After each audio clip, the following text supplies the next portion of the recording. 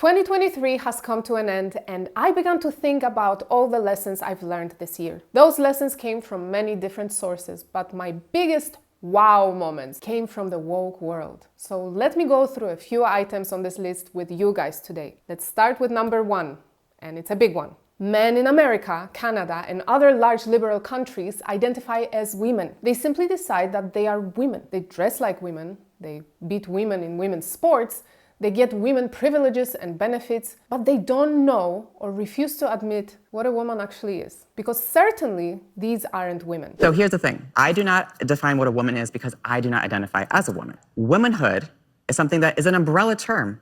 It includes people That describes what? People who identify as a woman.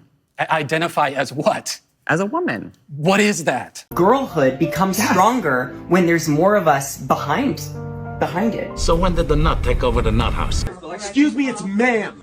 It is ma'am. I'm a 40-year-old transgender lesbian. I dare you to try and stop me from going into a women's bathroom. You are fucking nuts. Let's wake you up. You are nuts. You're not a woman. You don't look like a woman. You don't act like a woman. Really? And I'm like, is there a problem? She's like, yeah, you're using the woman's restroom. You're a man. And I said, I'm a trans woman. She's like, no, you're a man. And honestly, I just lost it. But the biggest paradox is that in today's woke society, as much as we celebrate femininity in men, with the same passion we want to squash it in women. Women must be the providers. They must be tough. They can't even think they need a man. And they, of course, must wholeheartedly support men's transition into womanhood. Allow them to enter female spaces like toilets and changing rooms. Make sure that all perverts feel comfortable and accepted. In fact, anything male is associated with toxic masculinity and misogyny. Okay, you guys are all just like really misogynist. How do you define misogyny? Oh, and let's also not forget that in 2023 we also learned that men can menstruate, can get pregnant and breastfeed. 2023 was just special. And we arrive at the next point on the list, number 3, the fourth wave feminism that is completely screwing women up, but they of course don't realize it. The focal points of the fourth wave of feminism include body positivity, trans inclusivity, awareness of and resistance to sexual harassment and sexual assault, and a continued focus on intersectionality from the third wave. So basically, fourth wave feminism is about everything and nothing, everyone and no one. What this movement did is it made us accept morbid obesity as a healthy body type. It made us treat and speak about morbidly obese people as oppressed. It conditioned women to think taking off your clothes is a symbol of empowerment and independence. Free the nipple, OnlyFans, hot tub streaming. Self-respect is overrated. And of course, womanhood doesn't belong to women anymore. Somehow feminism is now including biological men in dresses, because I'm sure they can relate to women's struggles so well. Honestly, fuck feminism, or rather what it has become today. That's the 2023 lesson on that. Do you have any care to empower women, or is disempowering women part of your steez? To see this as shame, insult, guilt, need to be right, okay. Why is it empowering to sleep around? No, Why what is I'm empowering? saying is I feel like you do take the way you speak on women is very sort of women just don't want to do this. Women just don't have this. Women just wanted this. Maybe I should change and I my wonder term. why you have so much hatred towards women. I don't hate women. Where does that root in? It sounds like women. you do. I am a woman. Now number 4, pretty big one. That's what she said. That's what she said. That's what she said. Apparently kids in 2023 are not allowed to be kids.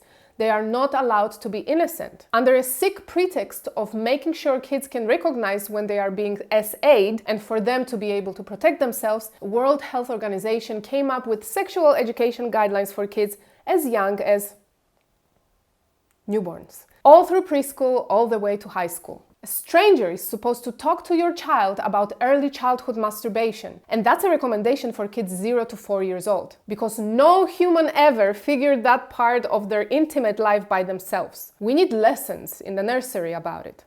Or this one, good and bad experiences of your body. What feels good? Listen to your body. If the experience feeling is not good, you do not always have to comply, with the accent on always. Suggesting kids are able to give consent. Also teaching kids to listen to their bodies And if it feels good, it's okay then. It's such a horrific way of approaching the subject. Anyone who ever researched SA on young boys knows that physically it can be pleasurable. They might realize later in life that what they experienced was abusive. When they were underage, when they weren't able to give consent and tell right from wrong. Oh, and for the kids to avoid any unknown territories in the future, when it comes to sex, WHO makes sure that kids have their first experience between the ages of 9 to 12. Anyway, I made a whole episode about it right here. Please watch it. Bottom line, yes, sexual education at an appropriate age is needed, but what WHO recommends is pure grooming of a whole generation of children and blurring the lines for the little ones and their abusers.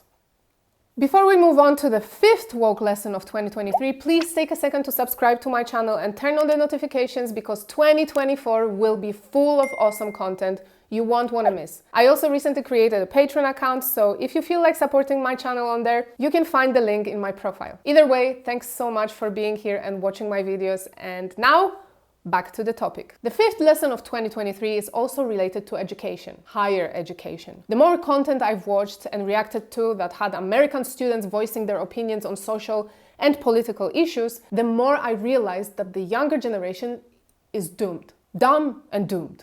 Oh, my ozone.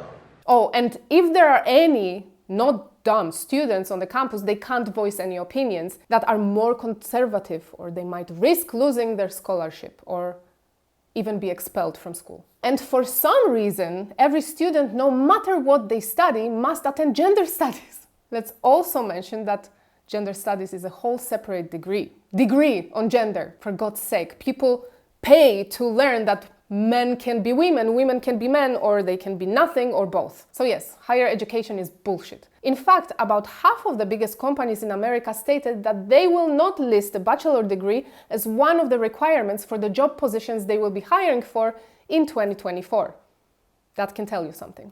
Lesson number 6 for me was that history doesn't matter. Netflix doesn't like white people, so they decided to race swap Cleopatra's character, who historically was a Macedonian Greek descent, present her to be a black queen and slap a documentary label on it. Documentary that also got an award for the best docuseries, despite being completely historically inaccurate, cheaply made and offending Greeks and Egyptians in the process. But what else to expect when Jada Pinkett Smith is behind the production? In fact, I've done a few episodes on this fiasco, which led to the main actress blocking me on Twitter. Which means some of those Hollywood snowflakes are so sensitive that they can't handle a little bit of criticism from a tiny YouTube channel like mine. I see this as an absolute win. I'm linking all my Cleopatra episodes in the description below. But race swapping didn't stop with Netflix. I want to dedicate the whole lesson number 7 to Disney. Yes, one lesson is completely dedicated to all the bullshit Disney managed to accomplish this year. Because we've learned that Disney also started disliking white people on screen and started swapping all beloved classic characters to minority characters. Disney also decided we no longer need men as the main characters, that we need to cultivate the already mentioned 4th wave feminism and make sure it's women who are the strongest, fastest, most powerful, the new improved men. And if there is any classic princess, they must completely redo what she is. Yeah. Weird. So we didn't do that this time. It's Hollywood, baby. It's Hollywood, baby. It's Hollywood, baby. Hollywood, baby. All this went so well for them in the box office. Oh, really? It's the Boogeyman, losing the Walt Disney Company between $20 and $30 million. A Haunting in Venice. It lost Bob Iger and Mickey between $30 and $40 million. Cavalier lost Disney between $60 and $70 million bucks. Elemental lost Disney between $65 and $80 million. Ant-Man and the Wasp, Quantumania, giving it a loss of between $100 to $130 million smackers. The Little Mermaid, loss of between $150 and $180 million. Haunted Mansion. It lost Disney between $170 and $190 million bucks. Wish will lose Disney between $230 and $250 million. It's Indiana Jones and the Dial of Destiny. It lost the Walt Disney Company between $240 and $270 million. After a disastrous global box office of only $200 million, it will lose Bob Iger and Mickey Mouse between $280 and $300 million. If you were thinking the Marvels, you are 100% correct. Yeah, every Disney movie flopped this year. Literally every movie. Oh well, you know what they say. Go woke and go broke.